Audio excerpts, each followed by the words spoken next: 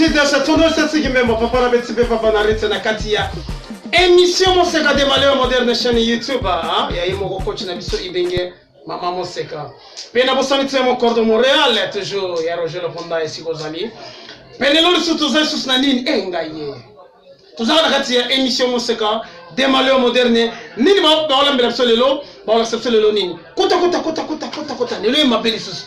Comme d'habitude, bonjour maman Ketia. Bonjour papa. Tout le monde est sous ni non bête le solelo. Leo mi te pika bishusha. Baba nini? Bishusha. Yando c'est le solelo. Merci beaucoup Balandi émission Moseka de Maleo moderne. Léon Jolo Harabishushu. Bishusha. Ndo bête le solelo. La soyi ya Lubumbashi ba benga kango kibwabwa. Kibwabwa.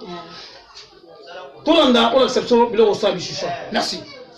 Bonjour maman Ketia. Bonjour papa. Na sepeli makasi ya mboso nakati ya émission Moseka de Maleo moderne. Yo besoin de sengwa. Nazala esengo makasi. Lelo c'est l'absolu nakati ya émission Moseka de Maleo moderne. Leo mita mipikia bishusha. Bishusha. Eza nini? Eza légumes verts. Légumes verts hein? Ça va balandi émission Moseka de Maleo moderne hein? Oko présenter biso biloni no selango bishusha na biso.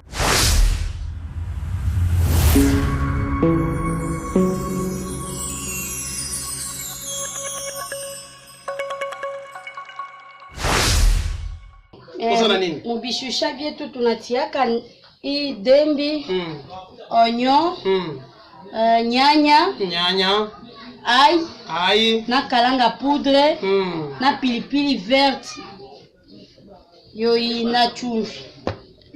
Na bishusha bietu bioibi, tabifanya, après comme inamaliza, tabitondola jo, tutoshe mangozi yayo, jo tunepika. Manake quand tunamaliza, jo tunatia kumoto na bitu vyote. Jo hivi tunatosha hivi bitu vya buchafu, jo tuipike bishusha bietu hivi tutakula leo. Kwetu tunatiaka na mikulu ya ngombe, me huku mikulu ya ngombe hiko, tutakula paka vile na bukali bwa kakontwe. Mama Moseka jo anatuonesha jo tufanye hivi, tuipike, tuye kuipika mu manyumba yetu.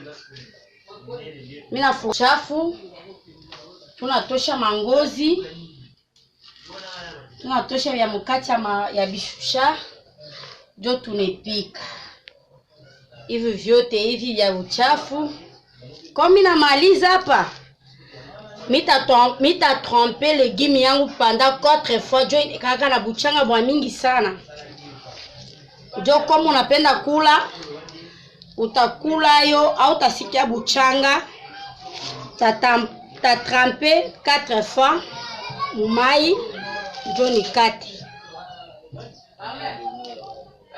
Moseka natufundisha légumes bana isapisaka 4 fois jo buchanga butoki.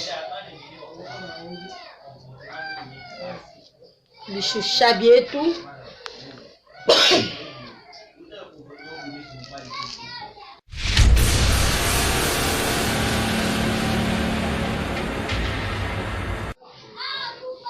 Mama Ketia, combien d'étapes ni siko? Tunafika mu etape ya kutia malegimi yote mu bishusha bietu. Ninamaliza kukata. Sasa mimi naanza kutia malegimi yangu.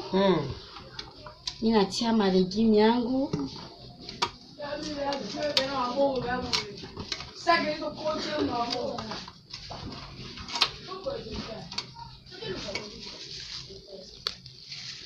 Hii ni kalanga.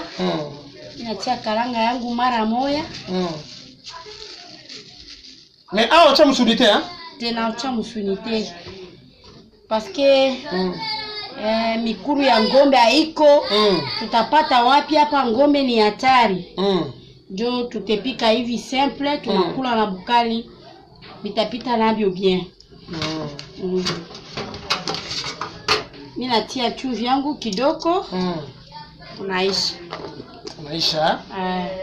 Siko zote siku na moto, utiende. Sasa mimi tatia ku moto jo nikwe nitie wile yulu. Okay.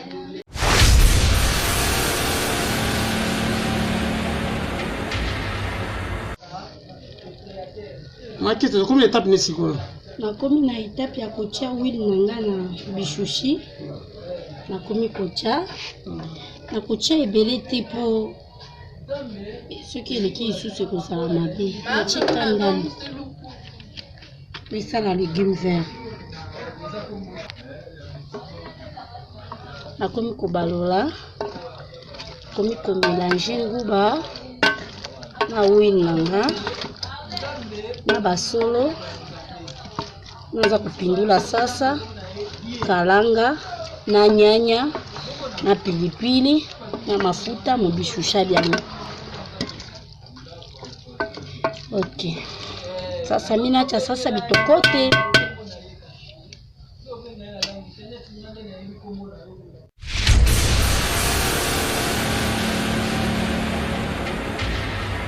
Mimi nafurahi sana mwe ba invité bangu. Mine pika bishusha na yiswa. Mishwe sema biku butamu bia bila butamu vile munakulia munashikia je.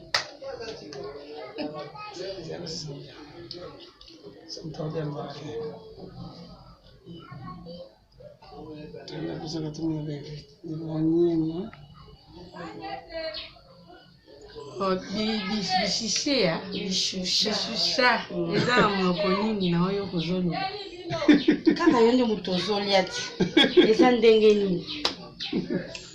bon ça va bandi yango mpe na ndenge ya biso ya mboka oyo ezali makenene Iswa.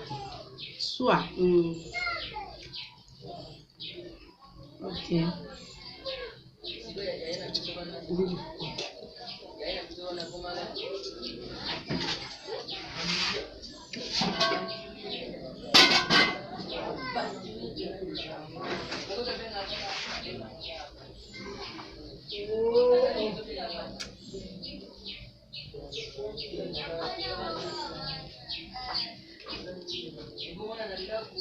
oyo biloko ya mboka na biso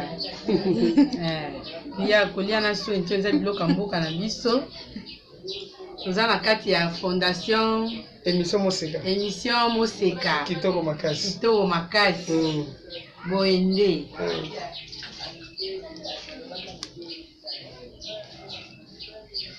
talaka oyo aza mama administrateur na biso na base bana poto boyebi ye talaka mama mokonzi na biso nde toinvite lelo na repas na biso ya bishusha nde bomona mama na biso mokonzi azoniema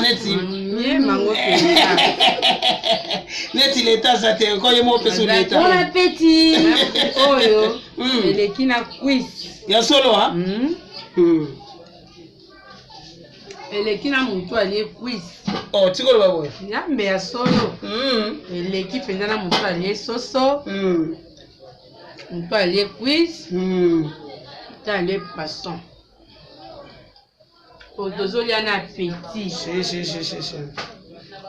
tolia na appétit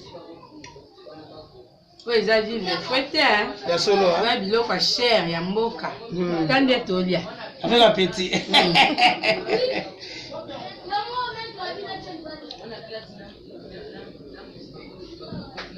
mama mokonzi fo sisa sani nyonso oyo ya solo wana sinye bino evideni tolia lia na courage lia na courage ya niema na yo tozo blagi te nyonso eza ya bino ya solo mama nyonso eza ya bino nyonso eza ya bino en tout cas na ndako olia te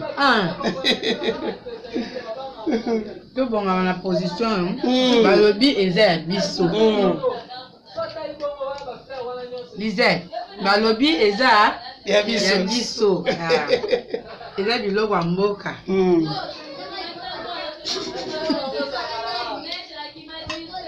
mama otikeli ka biso moko eza ya bino eza ya bato mosusu te eza ya bino boponaki mpenza boyebaki kaka mama mokonzi alingaka biloko ya mboka makasi ya solo na peti na ngai oyo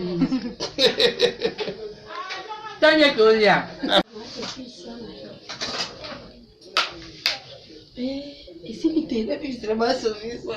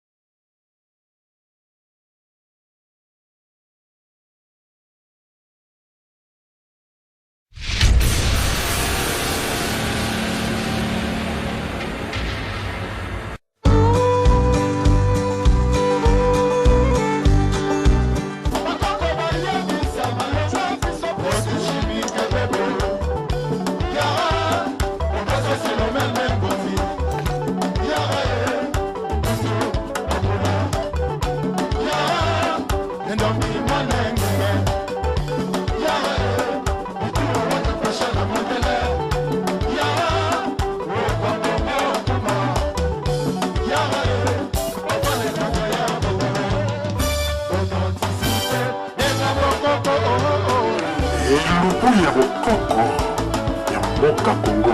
Kata mosusu ata ya libaya tozwi nde oyo. Ok. Émission ya bokoko botala ndenge lobaki soki lubuku suka.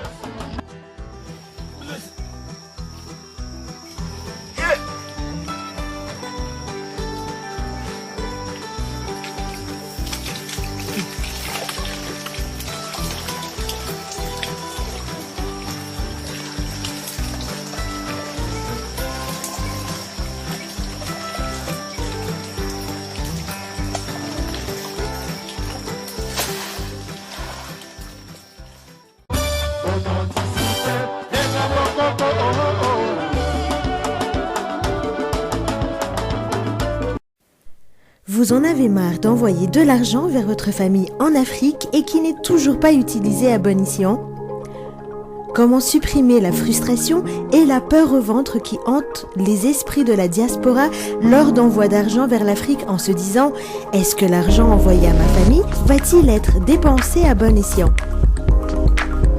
La réponse est toute trouvée avec l'application Monfa qui vous permet d'envoyer la nourriture à la place d'argent et qui sera livrée directement à votre famille au pays en Afrique. Comment faire? Tapez appmonfa.com sur un moteur de recherche comme Google et ça y est, vous êtes dans l'application. Cliquez ensuite sur une des 3 catégories suivantes: supermarché, boutique ou restaurant. Choisissez alors votre pays et la ville, exemple RD Congo et Kinshasa.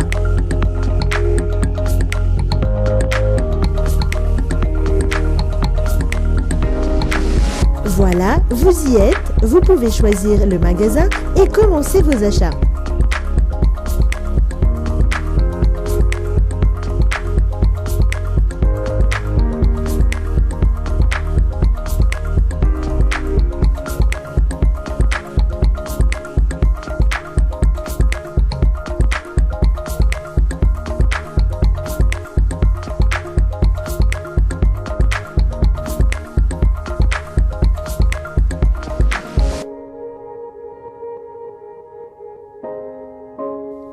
La marchandise sera livrée à votre bénéficiaire sous 48 heures, sauf si c'est une commande pour le restaurant qui, elle, sera livrée le même jour. appmonfa.com, la solution à vos problèmes d'envoi d'argent vers l'Afrique.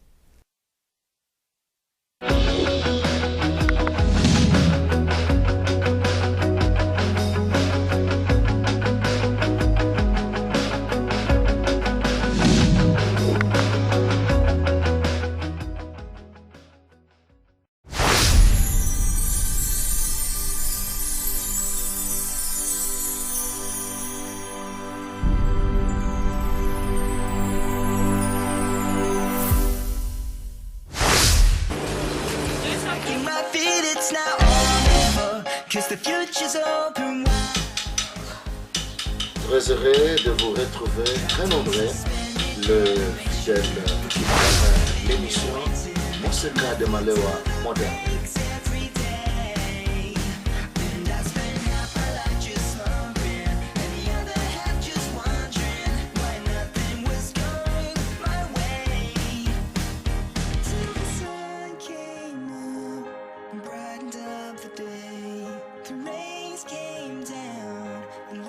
Up the wind, clouds break, the shadow